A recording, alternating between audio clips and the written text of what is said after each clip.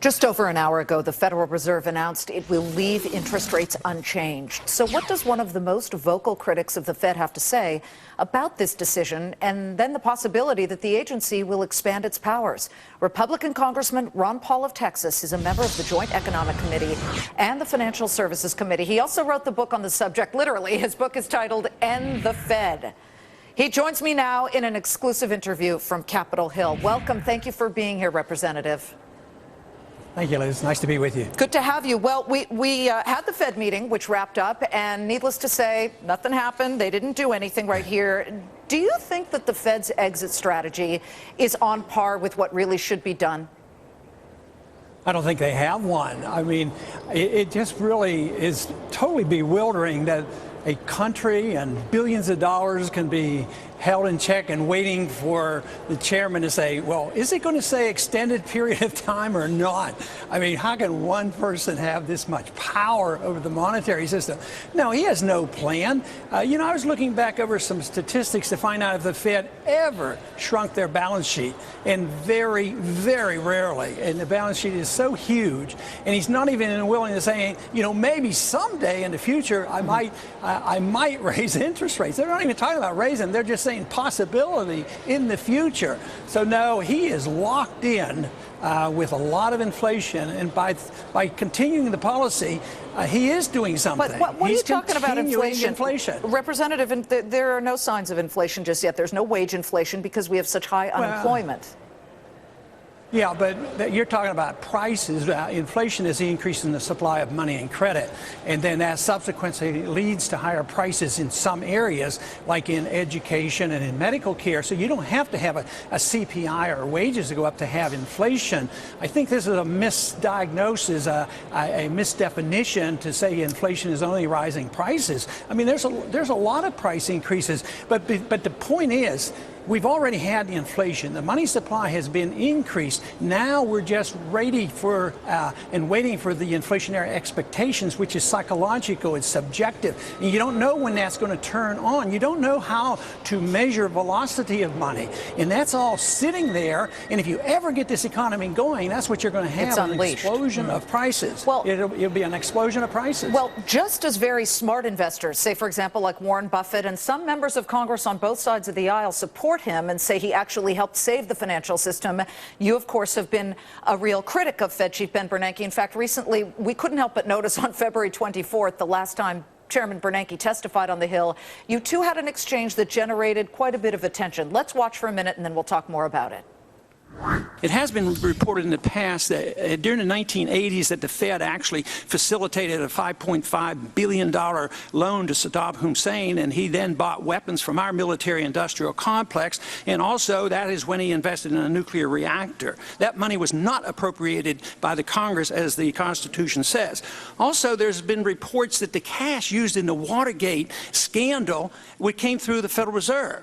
And when investigators back in those years tried to find out, they were always stonewalled, and we couldn't get the information. Would you grant that the American people deserve to know whether the Federal Reserve has been involved in this and what kind of shenanigans they're involved with foreign countries and foreign central banks, and find out possibly you're working right now to bail out Greece for all we know? Congressman, these specific allegations you've made, I think, are absolutely bizarre, and I have absolutely no knowledge of anything remotely like what you just described.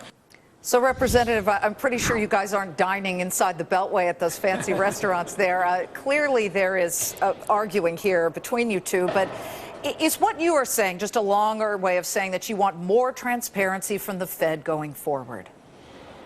That's right, and even the bill that Dodd has just presented, he's giving more power to the Fed and no auditing procedure. So I would say the problems are getting much worse rather than better. And it is, to me, so crucial that we do know what's going on. I mean, literally, the one thing that they really want to protect are their agreements with other central banks and other governments. Well, what keeps them from extending a loan to another central bank and credit and tell them to buy up Treasury bills to keep interest rates low?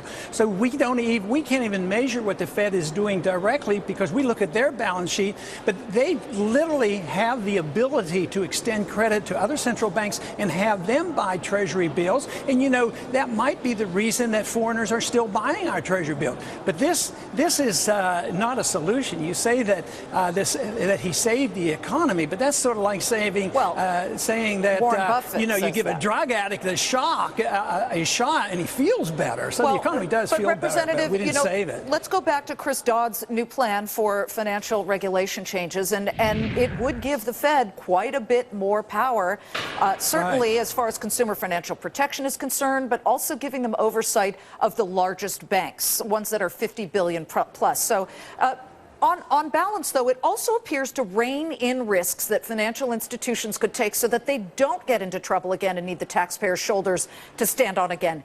Is this a bill you could support if it had tweaks to it?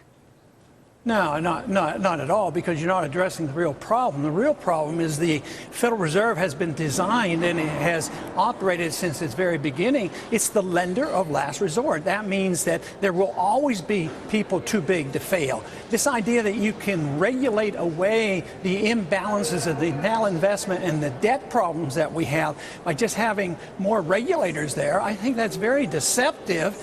You have to deal with the system of money if you want to prevent the bubbles from forming, and they're struggling right now to create the next bubble. They're trying to build more houses. Can you imagine trying to stimulate the housing business and keeping prices up? Well, in a correction, you want the prices to come down, and you want the market to clear itself. But you don't want to stimulate housing. So all these derivatives dealing with housing, mortgages, and securities, they haven't been liquidated. They have been all bought up by the taxpayer. They're held on the books, and this prolongs the agony and prolongs the correction. So therefore, we can expect this to go on for a long time, even if you have blips and you get a government statistic that says you're feeling better. But I'll tell you what, the people who are unemployed, and now the government admits it, but what about, they're at 20%. Well, what if we simply said, you guys will fail. If you get yourselves into trouble again, you will fail. Now, Chris Dodd would argue that that's going to be in this bill. Good luck. No, it's not going to happen, because you'd have to repeal the Federal Reserve Act to do that, because the Fed is there to prop up bad debt. And when the banks get into trouble, the Federal Reserve, that's their whole purpose, is to keep the system together by making sure the bankruptcies don't just, you know, catch hold and precipitate Except if true there's a liquidation. resolution authority that's built into the system to break them up in an orderly way, such as we had with the S&L crisis.